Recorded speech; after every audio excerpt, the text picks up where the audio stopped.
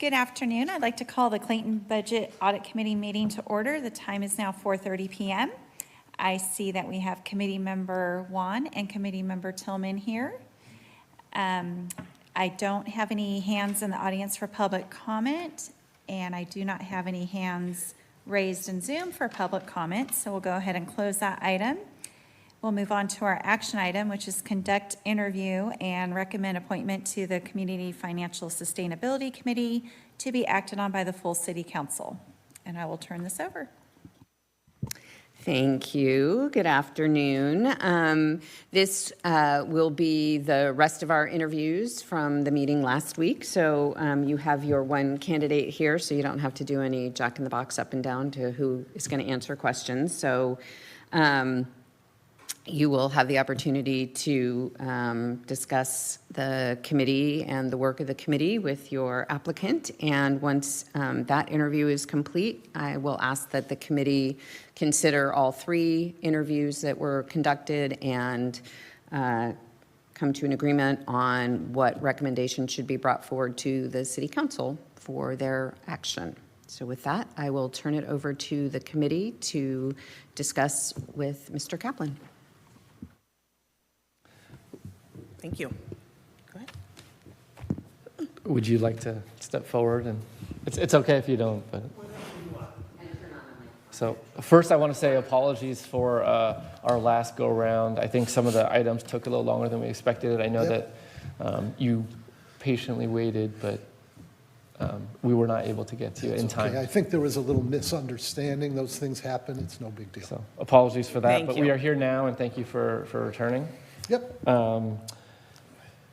So, I mean, we don't have a set list of questions, so we could either take turns or just go as we go. But would you like to? You could start if you'd like to say anything about yourself and why you would like to join the committee. I thought about that, and I really would like to participate because I'd like to see if I've got some value I can add to what's going on and what you're doing. And I appreciate this community. I love living here. I've been living here for 33, 34 years, and I'm planning on sticking around. And I thought this might be an opportunity for me to add some value if I can. You were formerly on the Trails and Landscape. Can you kind of talk a little bit about your background, specifically with respect to finance? With respect to finance? Uh-huh. Yeah. So, educationally, I got an MBA from Berkeley a long time ago. I'm a chartered financial analyst, if you know what that is. And I've been in the securities and financial business my whole life, my whole career. And I've managed budgets. I had operating responsibility for a $10 million a year operating budget in vineyard properties and a $20 million a year development budget in vineyard properties. So I'm pretty familiar with the way the budget works and how it doesn't work. And I tend to think in long-term planning can avoid short-term issues and problems that have to be addressed urgently. And so I think in the long term. What else? I was on the Trail and Landscape Committee, so I got some exposure to some city workings and involved in the budget there. I found that experience quite elucidating, and would hope to be able to bring my financial background and that experience to bear and provide some added value to your process, help you get there. I look at the budget and I think in terms of all the big items, and it's hard to draw any conclusions from that. You got to peel the onion, see what's behind it. You got to talk to people on staff and find out why your good idea is not a good idea before you go too far wasting time with it. And one question I had when I was looking at the budget was, I wonder what share of this budget is really discretionary and what share of it is not discretionary. Because I remember from the Trail and Landscape Committee, there were a lot of things that you could not do. There were things you couldn't not do. So it would be interesting to know what share of the budget is discretionary and what's obligatory.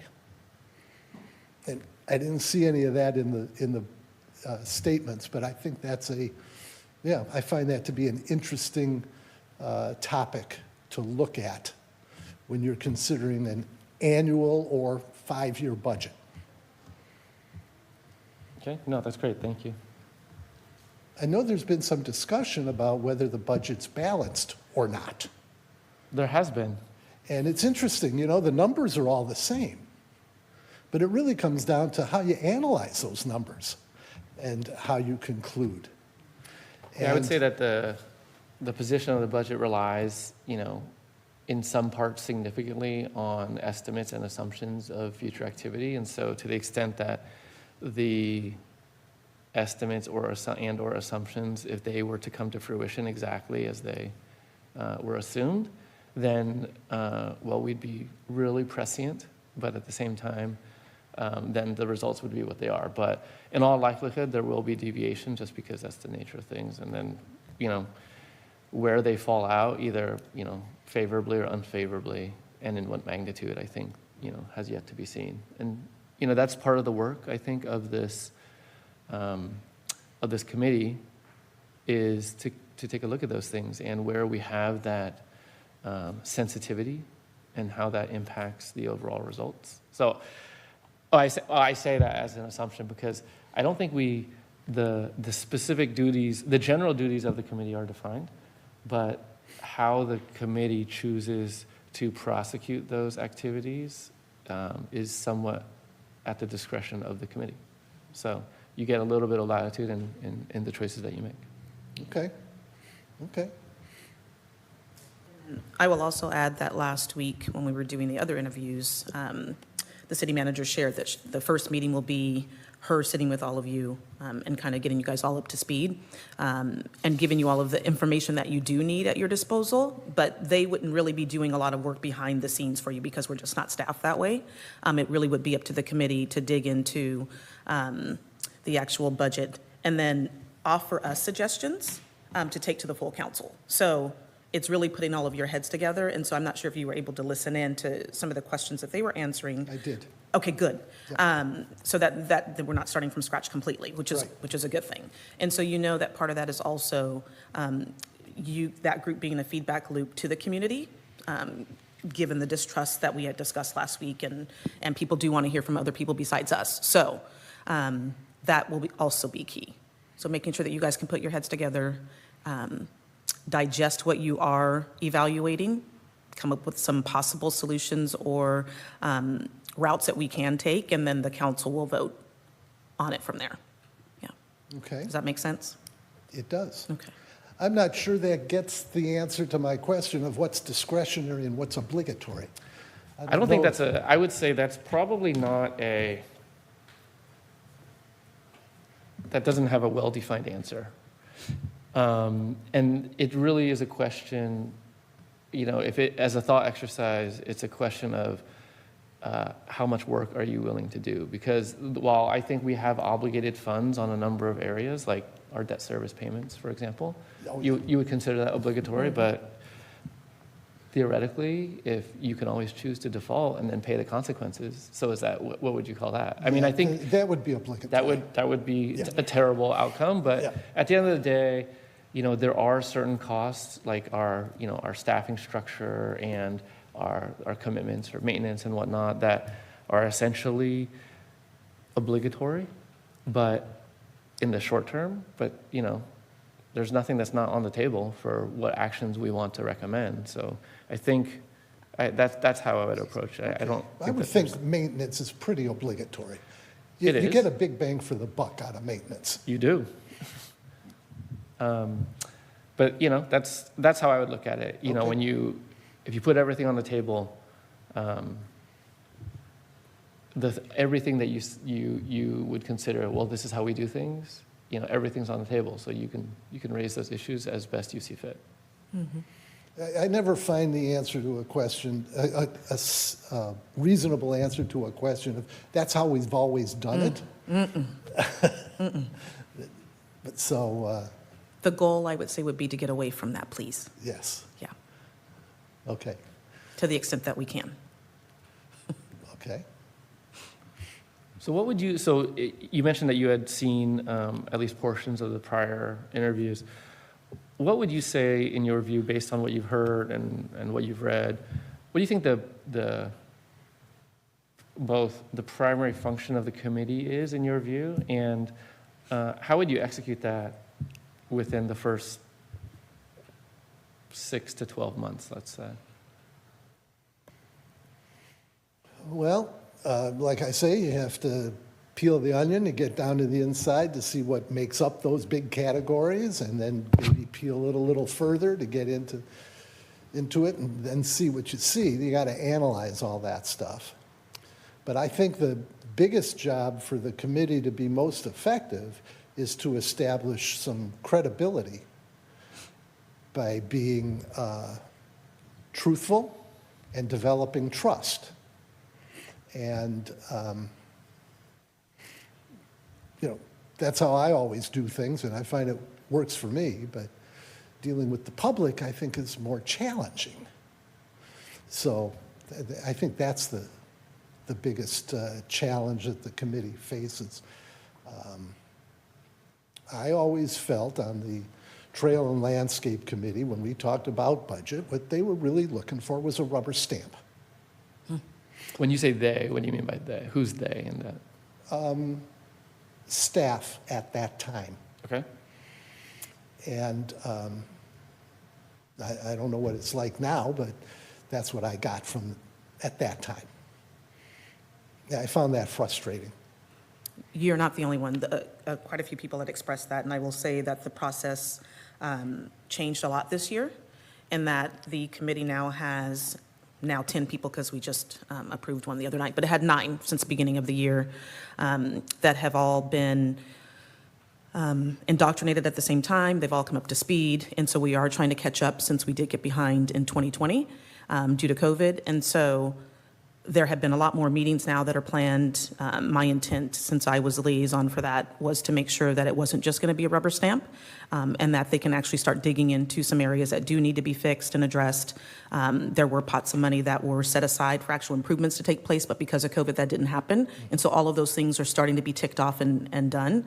And so there are still some changes that we're making to it, but I would say that it's based on the feedback that I received from some of the committee members who did resign at the end of last year. Some moved, some were too busy. Others did express that they felt like it was a rubber stamp and that they didn't really have any say, and they didn't understand what their role was. My intent this year, when I was overseeing it, was to make sure that that was changed. And with the city manager's help and her assistance in making sure that that was a priority, really did help us move that group forward. So thank you for that feedback. I saw I'm not sure where or when, not that long ago, I saw like a summary budget that had where the money comes from and where the money goes, broken out by the different categories. I thought that was really very well done, succinct, and informative.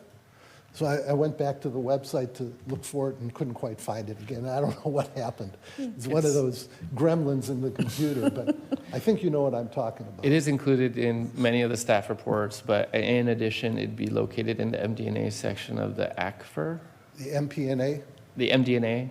Okay. In the, what's the acronym? ACFR? Annual Management Comprehensive discussion. Financial Report. Yes. But Okay. the easier way to find it is on the main page of the website, there's a link to the budget. If you go into the budget, Yep. it brings up our City of Clayton page on ClearGov, and that has a very nice high-level view of expenses and revenues. Okay. And it's broken down. It's very graphic and graphical. And then it you can dive into deeper and deeper layers of the onion after that. But it's it's a great way to start because you can see kind of some of the big pieces of it, and then you can drill down all the way down to the level of downloading the financials into a spreadsheet. Okay. Well, I did see it, and I need to get back into that, because I thought that was very well done. Yeah, that I agree. I think you can see it. It's great. If you want to read even more, there's about 30 pages of commentary, maybe that in the first section of the aquifer that kind of describes all of the components of it in sufficient detail to understand, but not so much that you want to go to sleep. Yeah. There's a fine line there. Yep. So, if anyone is looking for a primer on the finance of the city, I think that's the best way to start. Okay.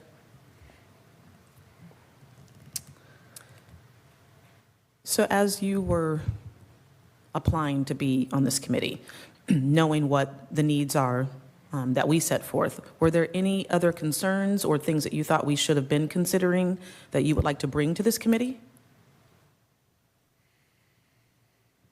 Well, I guess one experience that I had on the TLC was I came to the council as chairman of the TLC to, talk about what the TLC had done and what our conclusions were.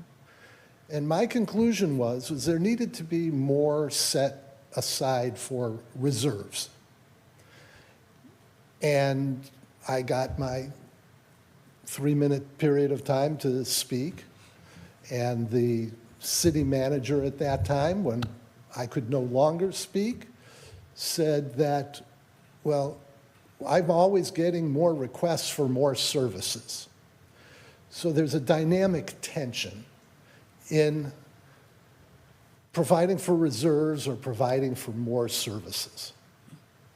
And I think, I know there are some reserves, but I haven't really evaluated the extent to which they are adequate or sufficient. But, that's kind of how I run my life. And I like being able to fall back upon reserves. For example, you talk about funding an improvement with borrowed money and then paying back the debt with interest. But wouldn't it be nice to have the reserves that you could borrow the money from and pay back the interest to your reserves instead of to somebody else? That kind of thing. And then when something occurs like it occurred in 2020, I don't know how much that affected the city's business, but it seemed like by and large the revenues kept coming in, but a lot of the expenses may have been deferred. And then the government gave a big bucket of money. Well, to my way of thinking, that bucket of money does not balance the budget. It may contribute to reserves that you can then choose how to allocate. But there's a lot of capital expenditures taking place this year, which I thought was good because it's front-end loaded and you had the cash and get it done. But I think you could have sinking funds, like I said in my notes, to replace things instead of having to go out with another approval and borrow money and then pay it back. And I know that can be hard, but there's tough choices to make. Right. And one of the things I mentioned on my page was that I think it's important to prioritize existing expenses. Can you find me 3 things that you just could live without and start from that position? And I think doing something like that might help build trust in the community, and that's the number one job. People aren't going to always agree. You cut something, somebody's not going to like getting cut. But that's where the tough choice is made, and that's what you guys were elected to do. Precisely. How would you characterize your own personal sense of risk tolerance? Low. low, like, do you have an example? Or let me rephrase. Is there something that you've done with respect to, that's related to finance that would illustrate a low risk tolerance? Well, I think, proposing more reserves and Sure. less spending is indicative of that, living more within your means. What can I say? Yeah, I've always been more skeptical of the risks and less so attracted to the potential rewards in making business decisions. Okay. Yeah, I pretty much worked by myself my whole career. And so, I could live that without having to fit into a bigger entity. Okay, no, that's great. I would say the complexities of governmental and fund accounting are learnable, but not necessarily intuitive if you haven't had that exposure. So what is your appetite for learning an entirely new way of doing accounting? No, I can understand fund accounting. You got a lot of buckets. It would be nice to consolidate some buckets. I don't know if that translates into lower administrative expense or not. I think, people elect city council to make tough decisions, and then they should let them make them. And so, that's how I would see it. I would look for opportunities to simplify. Okay, thank you. That's good. I mean, to the extent you can. I mean, sometimes the GASB says no, but. I'm always, in my career, I've always enjoyed learning new things. So I'm not averse to fund accounting. I understand, you got to have these buckets, but again, I think that maybe it could be a little more simplified. Okay. I don't have any further questions. No, thank you. Again. That's it? Yeah. Yep. It's, Okay. maybe as we get more mature, we will have a script. I like going off script. Good. No problem. Thank you for coming back in. Much appreciated. I guess I'm the last interview. Oh, yes, we should open it up for public comment. We're done with our questions. All right, at this time, we're going to open this item to public comment. I don't show anybody in the room, but if there's anyone virtually that wishes to make a comment, please hit *9, and that'll raise your hand, and then you'll be promoted to panelist. You'll have 3 minutes to speak on the item. And at this time, I do not have any hands raised, so I'll go ahead and close public comment. So members of the committee, you have now completed interviews for all of the applicants that you have, and it is your opportunity to deliberate and provide direction on who or how to move forward.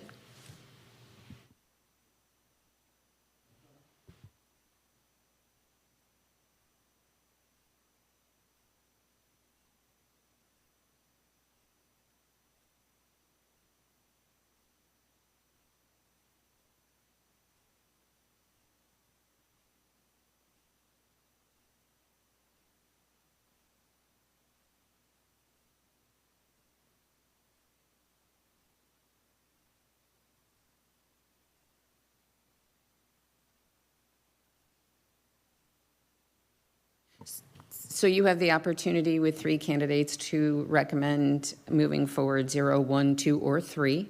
If there are not all 3 candidates that you have that you want to move forward, we would not have a quorum for the committee. We have kept the recruitment for volunteer members open, and I reposted everything, and I'm hoping to gain some additional applicants.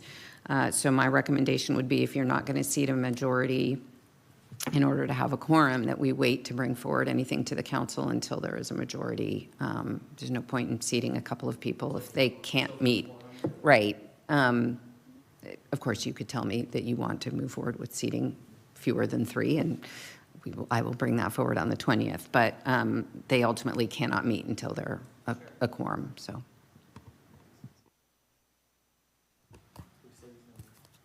Are we recording still? Are we still on? You Yeah. are still recording, We're still and you using are microphones. deliberating, We're gonna use a and mic just for To you. talk to each other. Yes. Yes. you can talk to each other on microphone. We're going to.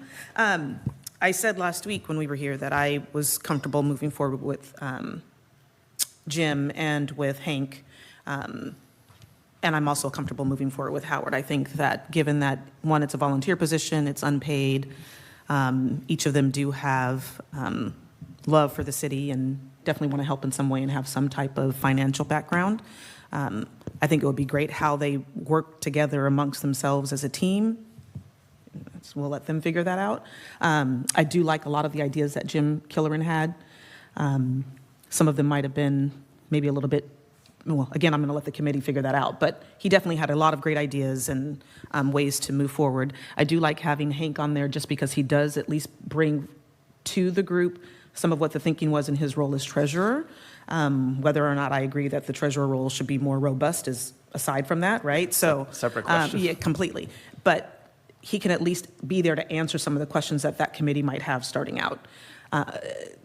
I know last week I said those two I would like to see as a 2-year term. I'm still open to that. I'm not necessarily wedded to that at all. And I think maybe even asking them might be a good idea because one might have an appetite for doing it for a shorter period of time than another, as opposed to us pigeonholing them into that role and then them ending up dropping off for some reason. So I'm comfortable moving forward with all 3, but I did agree with Jim that having too many council members, former council members on there might kind of get into what Howard Kaplan was saying, which is, this is the way we've always done it type of thinking, which is definitely something that we have to get away from as a city as a whole. So that's my 2 cents. I'm totally fine with moving forward with 3, but happy to hear what you think. How we've always done it is always a mixed bag. Because sometimes things are done a certain way for reasons. Sure. And that is how you always done it because you've determined what the best way is. I don't think that's the case here, but I'm just saying, Yeah. sometimes that happens, especially in finance. Well, yes, if it's following the Yeah. rules, then yes, you follow the rules. But if it's because you're averse to change, I know. I know you're being facetious, but for posterity for the video, Yes. I was going to say that. I appreciated Hank coming in. I thought, I liked what he had to say. And, I think he does bring a varied perspective because he's don't forget his 2 stints as a council member as well, plus the treasurer. So I think that's, that adds a lot of value. I've talked with Howard in his role as TLC chair for a few times, and I always appreciated the comments that he made. He was one of the ones that raised the issue about the nature of the activity of the committee and what they're actually allowed to do. And I think we tried to make changes to the guidance at the time, and we weren't really able to get traction. So I'm glad to hear that that you've made improvements. So that's great. Seeking clarity around what the actual role and responsibility of the committee. I thought he did. He navigated that really well. He reached out and said, "Hey, this is how I interpret it. Like, what do you think?" And I thought that was a great discussion. Good. With Jim, I agree. I think he did present some ideas that were good. I'm not sure. I don't know if I would feel comfortable advancing Jim at this time. Okay. I'm not sure that he's prepared to do the work that we would want the committee to do, and just in the sense that he seems like his experience was more at a very large organizations where he would have those resources. And here, I think that may not be what we're going for. Although it doesn't preclude you per se, so anyone who's considering applying, it doesn't do that. But, the things that he was talking about really do take a lot of resources, and that may be frustrated if we're stymied in that way. So I don't know, like if we wanted to advance 2, like I'd be fine with that, or if we want to table until we got more applicants, I'd be fine with that also. Okay. It may be nice for Hank and Howard to say, like, look, we like what you had to say, and we think that you can do good work here, so be on deck. That could be good. And refresh my memory, are we doing staggered 1 and 2 year terms, or staggered 2 and 4? I forgot. 1 and 2, I 1 thought. and 2? Mm-hmm. Okay. So, so yeah, that's where I was at with that. Okay.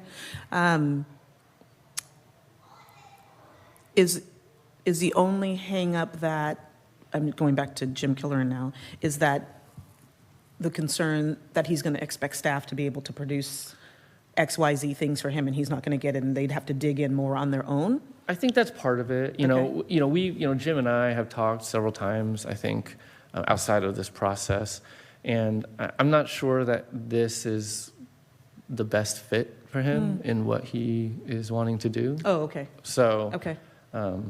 so I think it's a combination of that. I mean, Okay. I'm very cognizant of staff time and the fact Sure. that They don't have it. they don't. Would they have negative staff time? They don't have the time, and sometimes they don't have the staff. Yes. Right. So that could be a frustrating experience for everyone involved if we're expecting this, but this is what we have at the moment. Yeah. Were you going to say something? So Okay, go ahead. One thing that I was thinking, just based on timing, is that in the sense of having, potentially letting Hank and Howard know that they're sort of on deck, but not going forward to appoint them yet, I could still provide, I'm concerned about my window. Some knowledge transfer. My window is small. Sure. And I was thinking, well, maybe you should just appoint them anyway, because then I could start my orientation. But actually, it would be better for me to do the orientation without seating them, because once you seat them, I can't meet with them, because it just gets complicated with the rules around a Brown Act committee, et cetera. Sure. And it frankly is just easier for me to meet with 2 citizens Okay. and just have a conversation with them. Although I would say for 2 members of lack of quorum, I think that you would have the latitude to meet, but it's up to you. I think it gets less Even though it's clear. 100%. Well, yeah, so it's, I just think I'd be happy to do that if, if that's what the committee wants. I'm happy to provide that orientation. We could also provide the council an informational item on the 20th on the consent calendar that just says that the committee, held interviews, and you could, never mind. I changed my mind. I'm walking it back. I'm An done. awkward item. Yeah. Never mind.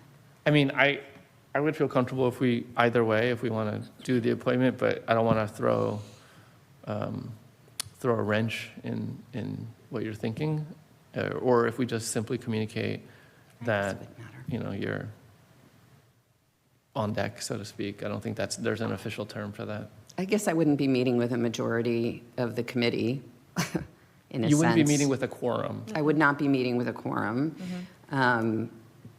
So you could seat them and I could meet with them. So it's at the committee's, your discretion. Because as really, to- it's bringing the recommendation forward to the council, and then the council making the appointment, and then they're seated. Right. Yes. Yes. Order of operations. All right. Yes, so the question is, if you would prefer to have the council make those two appointments at the meeting on the 20th, we can do that. And either way, I can arrange to meet with them in January to give them an orientation. So just direction to me on whether you would like an item on the agenda for the 20th, As an item to appoint. an item to appoint the two.